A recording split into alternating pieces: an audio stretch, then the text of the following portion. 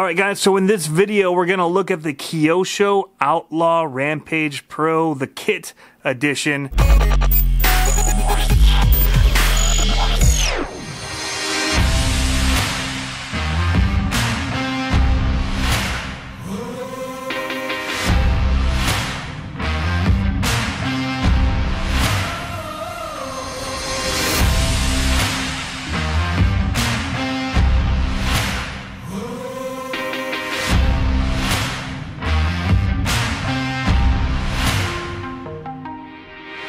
Alright guys, so here's a quick look at the Outlaw Rampage Pro by Kyosho. Our Hobbytown has one of these that they make videos with. Mike Dayton does it, and it looks awesome, as well as CCxRC on Instagram. And so this is going to be kind of a quick one, so I'm trying to get it ready for a trip I have coming up. But as you can see, it comes pretty much assembled. It is called a kit. You've got 8 bags or so of things in here. Assembly, you've got to do your shocks, but they're already made. You just have to put oil in them, put the tires on. These are already installed in the rear, so we've just got a little bit of work to do and put the motor in, all of that. One of the things that I really liked when I saw this is the body is already pre-cut, so I was able to go and get paint on it real quick. And yeah, it's got the grill already ready to mount. You just kind of put it in through here. It's hard plastic, molds right in.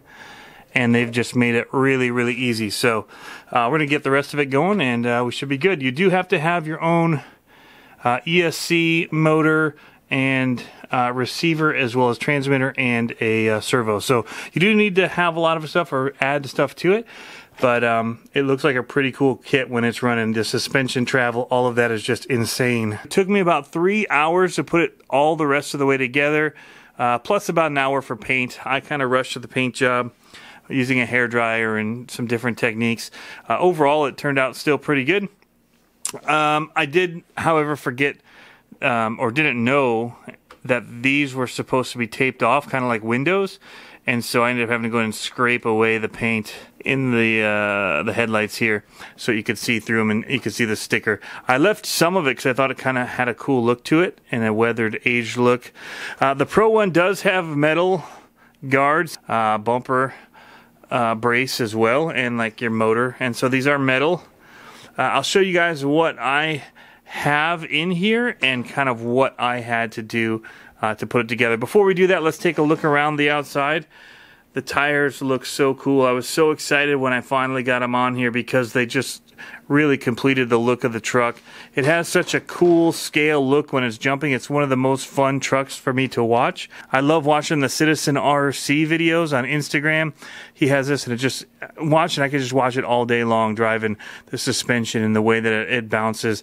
As well as our local Hobbytown here, Mike Dayton has one of these, and he's got a sick paint job and posts videos for us to look at on there. It does have 2 working tires here in the rear. These were already installed. I didn't have to do any of this work here. This whole rear end was put on. I did have to assemble the parts of the chassis here that go into the body, and so these posts here that clip it in, which we'll show you really quick how this works. They clip on here from the side to hold this, give you some rigidity so you can have this open rear end on the truck as well. Got a couple of clips in here, got to pull out here, and we'll show you inside the truck kind of what we're looking at. And then I have 2 more up front, and then it is kind of hinged right there as well. So usually you don't have to take it all the way off. I'd probably just pull these top ones and these 2 pins, and I'd just hinge it a little bit here to get in. Without even unclipping these, it kind of is flexible enough. But for right now, we're going to actually take this off, if I can do that one-handed. There we go. Look at that. Isn't that super awesome looking?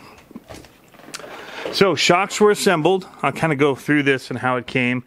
Everything was assembled in the front end for the most part. No shocks. You have to put the oil in the shocks. Tires weren't on. They had little foams on the tires. The battery door wasn't on, and this little tray here, because you have to put electronics underneath. Of course, your servo is not installed because you have to supply the servo. And so this little guard is not installed either. So it's fairly quick.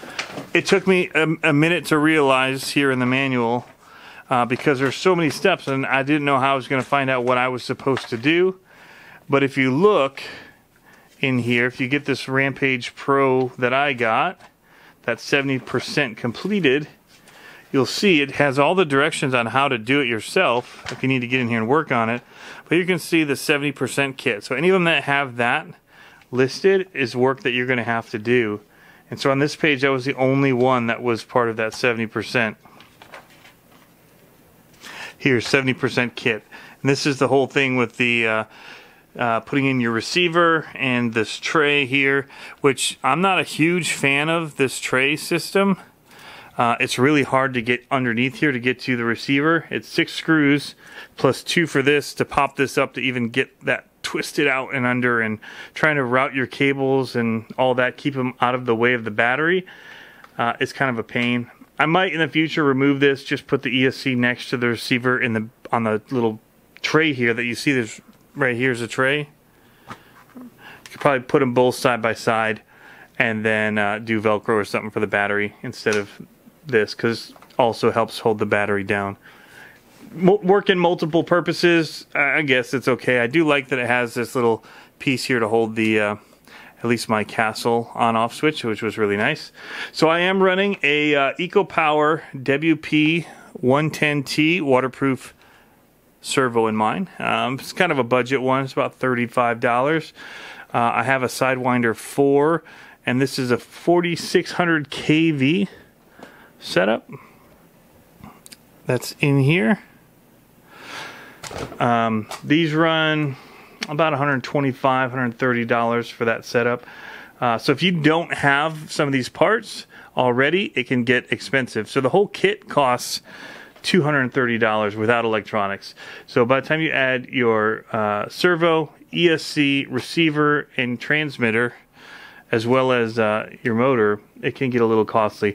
But it does already have the shocks, everything in here. Shocks, like I said, are pre-built. You just have to put oil in them, which I found to be a little bit difficult. I'd never done shocks like these, and so it didn't spring back like I'm used to when I bleed out my shocks. And anyway, I think that's because they want it to be really dampened, because the springs are already pushing enough that it didn't need it. So you put the tires on, you screw these in, which hold this in place. But other than that, most of this is already assembled. You do have to put on the guards here for where your motor goes, and that after you screw your motor in and set your pinion and your gear mesh, as well as your slipper if you want to adjust that, which is behind this little guard, which just literally twists and pulls off, which is kind of nice, easy to access without tools.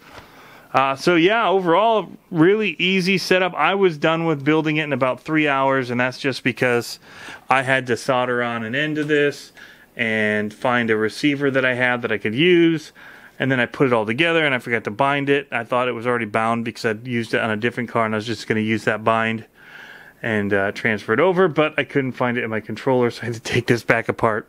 Anyway, guys, this thing, I'm just in love with the way that it handles. I've seen the videos of it running, and it's one of my favorite trucks to watch videos of at this point in time.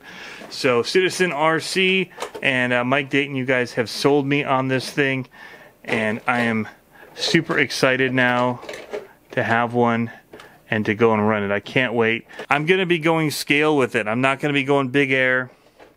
I'm going to make it, I'm going to basically go for jumps and things that are going to make it look scale. I like how the ones I've seen running that way handles, so that's my goal with it. Let me know what you think, and what you think of my simple paint job. I think it turned out pretty good. It's got like a metallic black here. It does have plastic molded front here to the body. I should have showed you guys that before I clip this all back on, but I can show you up underneath. It just screws in to the light buckets, because it does have light buckets. You can add lights to this. The receiver that I use doesn't have an auxiliary port, so I wasn't able to put any lights or light kits in it. Plus, I just lights and me don't get along. They always break and stop working, and so yeah, I don't usually run them even if I've got them. But I think it's a beautiful truck. I'm really happy with how the paint job turned out on it, and I think that it's going to be one of my favorite trucks to drive. Two-wheel drive, not four-wheel drive, makes it easy to work on, and it just looks fantastic. So let me know what you guys think down below in the comments. Have you seen one of these run? What do you want to see from it? And what questions might you have about it? But anyway, guys, thanks for tuning in as always. Hope you have fun RCing. We'll catch you next time.